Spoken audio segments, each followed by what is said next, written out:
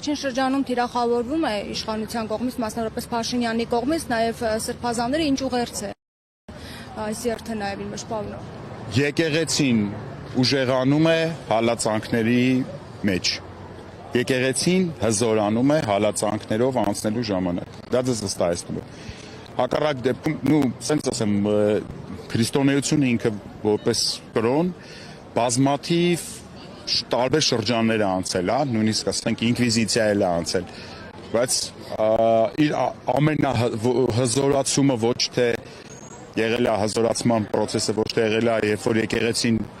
այսպես դոմինանտ դերում է եղել, այլ եկեղեցին ուժեղացել է հալածանքների մեջ, որտեղ եկեղեցին մենք ենք։ Հալածանքների ժամանակ բոլորս համախմբվում ենք, չէ՞։ Ավելի ուժեղ, իհարկե։ Առաջի օրվանից, երբ որ ադրբեջանա-թուրքական հեղափոխությունը տեղի ունեցավ մեր երկրում 2018 թվականից, առաջի օրվանից կաթողիկոսը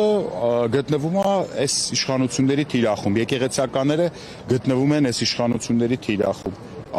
Այդ ամենը մեր աչքի առաջ է եղել, այսինքն հրապարակային եղել, ոչ մի թաքուն բան չի եղել։ Կաթողիկոսը այո թիրախում է, եկեղեցին այո թիրախում է եւ այսօր չի դա, էլի։ Չէ, սրանից առաջ ինչ էր, սրանից առաջ արգելեցին կաթողիկոսին հայրապետական ուղերձով հանդես գալ ամանորին, դրանից առաջ դիվանագիտական անձնագրերը հավաքեցին եպիսկոպոսների ձեռքից, դրանից առաջ վեհապար հոր անվտանգությունը թույլատրեցին, դրանից առաջ այդ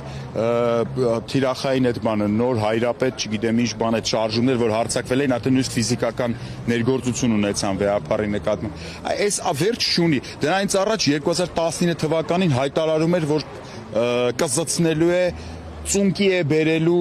այն հոգևորականին, որ իր դեմ կհելնի է։ Միացյալ Նահանգներում իր ելույթը նայեք։ Այս անդադ եղել, այսինքն այդ ամեն ինչը